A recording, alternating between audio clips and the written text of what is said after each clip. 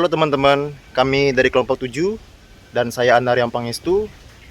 Kami akan memperkenalkan diri dulu ya. Halo, nama saya Jiva Chandra. Oke, Halo, nama saya Pramila Utami. yoi, Halo, nama saya Asma Pertiwi. that's good.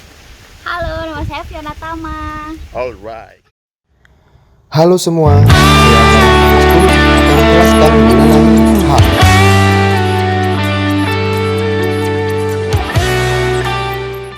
Hak. Hak adalah kuasa untuk menerima atau melakukan suatu yang semestinya diterima atau dilakukan melalui oleh pihak tertentu dan tidak dapat oleh pihak lain manapun juga yang pada prinsipnya dapat dituntut secara paksa olehnya.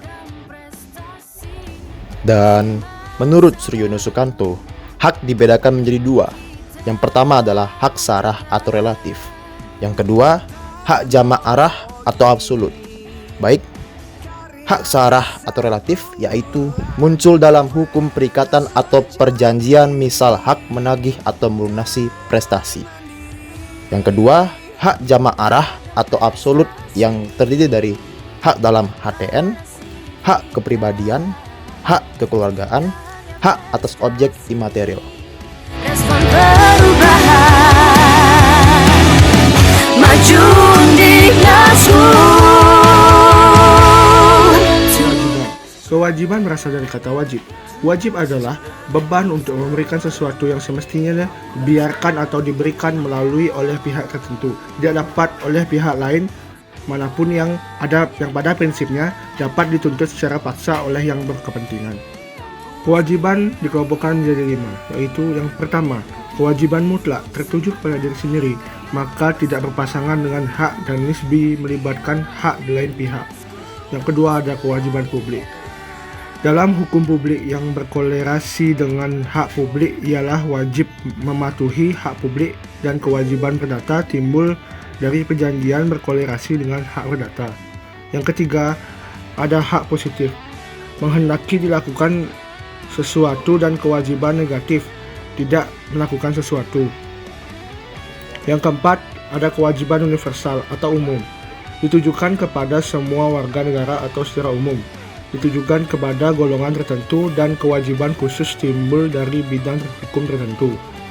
Lalu yang terakhir ada yang kelima, kewajiban primer, tidak timbul dari perbuatan melawan hukum, misal kewajiban untuk tidak mencemarkan nama baik dan kewajiban yang bersifat memberi sanksi, timbul dari perbuatan melawan hukum, misal membayar kerugian dalam hukum perdata. Hubungan hukum yaitu hubungan antara dua atau lebih subjek hukum. Dalam hubungan hukum, hak dan kewajiban pihak yang satu akan berhadapan dengan hak dan kewajiban pihak yang lain. Dengan demikian, hukum memberikan suatu hak kepada subjek hukum untuk berbuat sesuatu atau menuntut sesuatu yang diwajibkan oleh hak tersebut. Jenis-jenis hubungan hukum antara lain: yang pertama, hubungan hukum yang bersegi satu. Dalam hal ini, hanya satu pihak yang memiliki hak, sedangkan lainnya hanya memiliki kewajiban. Yang kedua, hubungan hukum bersegi dua, yaitu perjanjian di mana kedua belah pihak masing-masing memiliki hak dan kewajiban. Yang ketiga, hubungan antara subjek hukum dengan beberapa subjek hukum lainnya, yaitu sewa menyewa, maka si pemilik memiliki hak terhadap beberapa pihak atau subjek hukum lainnya yang menyewa atas si pemilik. Dalam hukum adat, jenis hubungan hukum dibedakan menjadi dua. Yang pertama, hubungan sederajat dan beda derajat. Hubungan sederajat misalnya hubungan suami istri, sedangkan hubungan beda derajat misalnya hubungan orang tua dengan anak.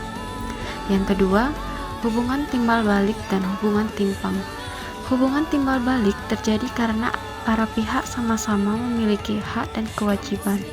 Sedangkan hubungan timpang terjadi jika hanya satu pihak saja yang memiliki hak, sedangkan pihak lain yang memiliki kewajiban. Akibat hukum. Akibat hukum adalah segala akibat yang terjadi dari segala perbuatan hukum yang dilakukan oleh subjek hukum terhadap objek hukum ataupun akibat-akibat lain yang disebabkan karena kejadian-kejadian tertentu yang oleh hukumnya yang bersangkutan sendiri telah ditentukan atau dianggap sebagai akibat hukum. Contohnya seperti akibat hukum yang terjadi karena perbuatan hukum yang dilakukan oleh subjek hukum terhadap objek hukum, misalkan segala akibat perjanjian yang telah diadakan pihak tertentu mengenai sesuatu hal tertentu dengan telah diadakannya suatu perjanjian, maka berarti telah lahir suatu akibat hukum yang melahirkan lebih jauh segala hak dan kewajiban yang harus dilaksanakan oleh para subjek hukum yang bersangkutan dalam menepati isi perjanjian tersebut.